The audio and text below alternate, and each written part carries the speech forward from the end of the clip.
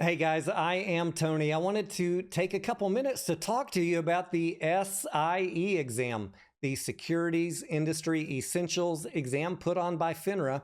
Maybe you are interested in a career in the securities industry. Maybe you just want to know what it is all about. Maybe you're thinking about taking the test and you want to know how hard it is. In this video, I hope to give you a better idea of what you should expect to find as far as questions and the knowledge that you're going to need to know to pass it. On the next video, I'm going to talk to you about how long you're going to need to prep for this test, how long I took to prep for it, how to study it, what materials to use, what books to buy, and how to use practice tests to identify your weaknesses and pass this thing on the first try.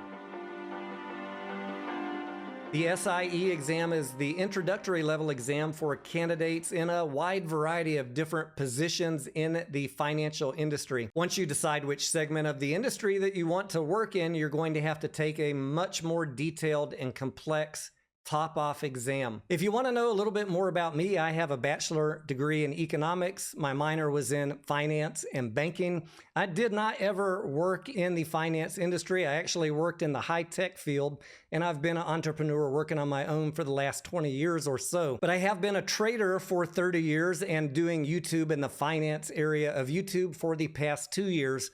So I have a fair bit of knowledge going into the SIE exam. I don't really have any intention to go work for a FINRA-sponsored firm, a brokerage, selling life insurance, none of that. For me, this was a warm-up for the CFA, and hit the subscribe button if you want to follow me along that journey. It's very difficult to get the CFA. That is 3 separate exams taking a total of 18 to 24 months of studying and test taking. Let's begin with the basics. You can take the SIE exam if you're 18 years or older, and you do not need to be associated with a FINRA sponsored firm. I do not work for a brokerage or any FINRA sponsored firm.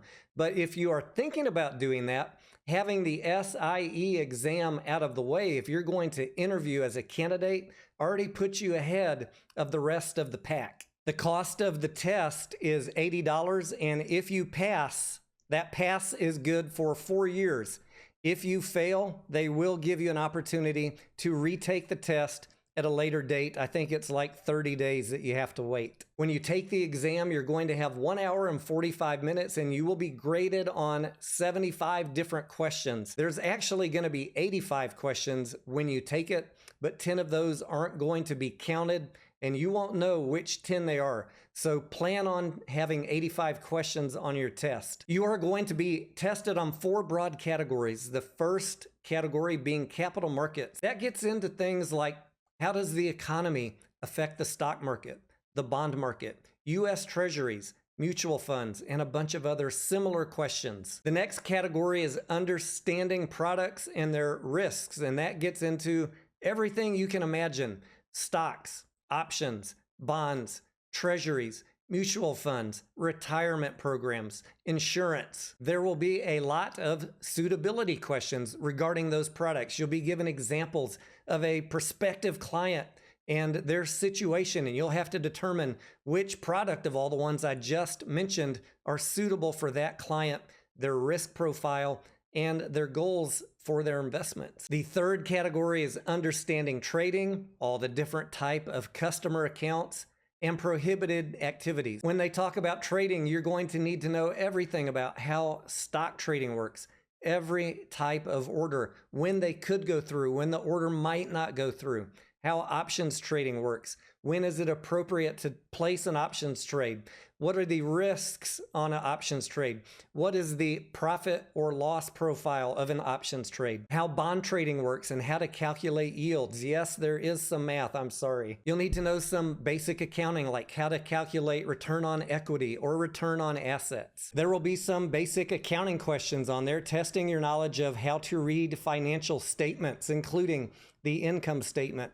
balance sheets, and the statement of cash flows. You will need to understand and be able to answer some mathematical questions about what happens during a forward and reverse stock split. You'll need to understand everything about dividends, both cash and stock dividends, how they affect the stock price on certain dates, the declaration date, the X date, the record date, and the payable date. When they talk about accounts, you're going to need to know every type of account that a customer could order, including individual accounts, corporate accounts, partnerships, trust, custodial accounts, and that's just getting started. There's going to be a lot of different questions about the different types of retirement accounts, and you need to understand the differences between them because there's going to be questions seeing if you can identify one type of retirement account from another one and which is appropriate for a particular customer. When they get into the questions about regulatory framework and prohibited activities, that is going to cover things like IPOs. You're going to need to know the entire process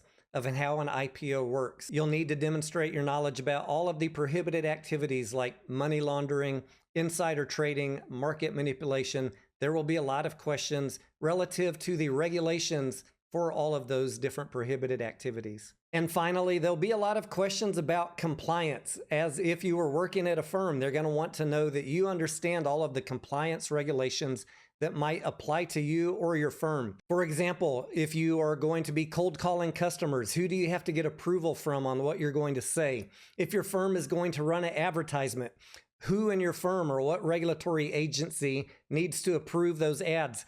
How long does everything need to be kept on record? What forms are required when you onboard or offboard at a firm? What happens if a customer files a written complaint about you? I could go on and on. There are a lot of potential different compliance questions that you could get asked. Hopefully this video gave you a high-level understanding of what to expect on the SIE. It certainly was much more difficult taking the test than I anticipated that it would be.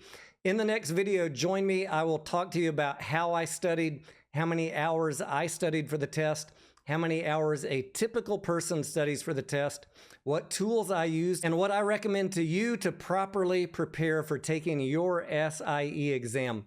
I am Tony DeNaro. Thank you for watching, and I will see you on the next video.